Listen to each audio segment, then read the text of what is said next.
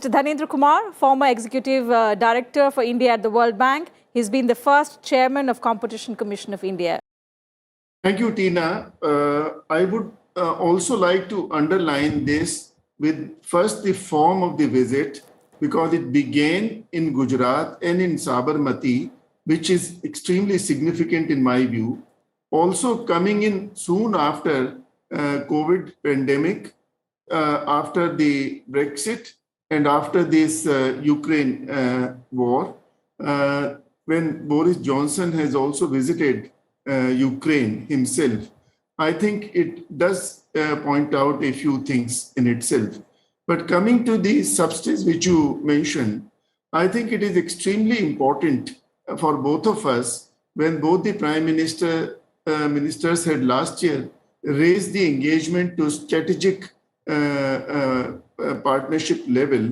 And therefore, what we have been talking, what we have been expecting, not only about the early harvest agreements, which are in the making, and hopefully we can expect something soon, but also more comprehensive free trade agreement between the two sides. And in this thing, we hope that we'll be in the early harvest agreements can cover some of the low-hanging fruits, and in due course can cover some of the more important areas. The two sides, because of the old historic ties, the cultural, the emotional, and the strategic ties between the two sides, I think both can gain a lot, and both in terms of goods and services.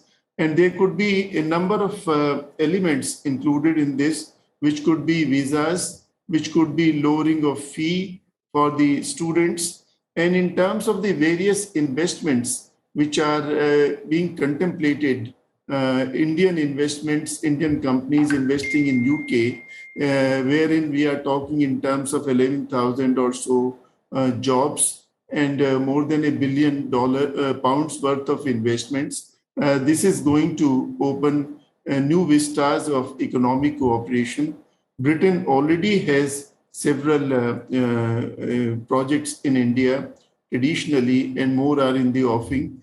The sectors which you mentioned, defense, also other sectors like pharmaceuticals and textiles and so on, there would be several areas which would be benefiting both sides, the IT sector and also India being now number 5 in the world economy, and Britain is number 6. I think between the two sides, a number of new areas could be covered, which would recognize the new emerging possibilities, considering the startups in India, considering the new unicorns which are emerging in India.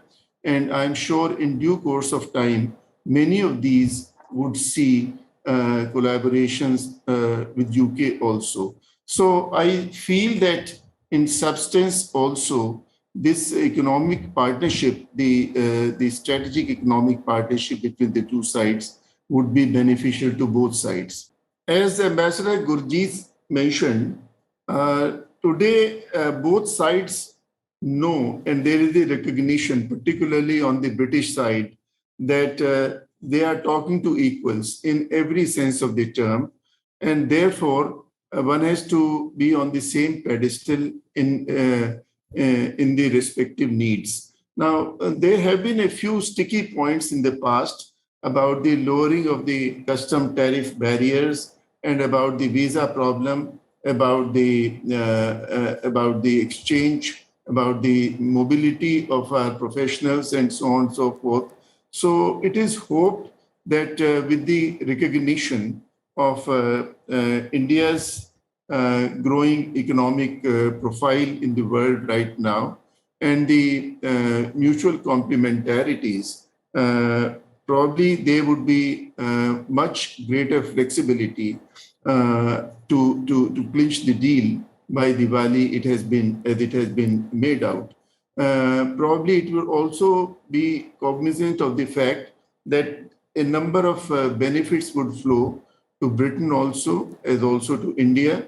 creating employment opportunities on both sides and exchange of technologies. Pharmaceuticals has already been mentioned. AstraZeneca, the recognition, how it has been done on both sides, and it has after the initial hiccups in public posturing there, now there is a recognition. And on the IT side, on the number of projects that are, I don't wish to, for paucity of time, go into details.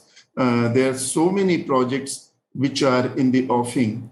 We hope, and this is just a beginning, once there is a greater mobility and far more acceptance in terms of the regulations, in terms of the customs and tariff barriers and so on, the numbers will go up substantially. Okay. There is also a talk of a bigger project of OneWeb, where Airtel is a partner with BT, and they would be the LET, low orbit satellites. And this is and of course the trucking and so on and so forth. We hope that in times to come, with the growing recognition and hopefully flexibility on this account, it would be possible to clinch the deal by Diwali. And if there are any points which are still left out, sticking, probably we can leave that out for the next phase. It's a work in progress, but right now we have made substantial headway. And I just like to make one quick observation. I know you're running out of time. If we talk in terms of Commonwealth, India is a prominent member still, and there are a lot of countries in Commonwealth who might still be looking at Britain, and India can be a prominent player in this regard by its access to technology, by the appropriate technologies relevant for those countries. If those are supported, as Ambassador Gurjeet mentioned, by CDC, the Commonwealth Secretariat, and World Bank. And by the way, I've been in the World Bank also, and also based in London when I was actively collaborating with CDC. I feel that's an area where there could be much greater collaboration than what exists today, which could benefit a lot of developing countries, smaller countries, which have been part of the Commonwealth Secretariat, and also some of these startups and the third country projects could materialize together as a result of this cooperation. Okay, so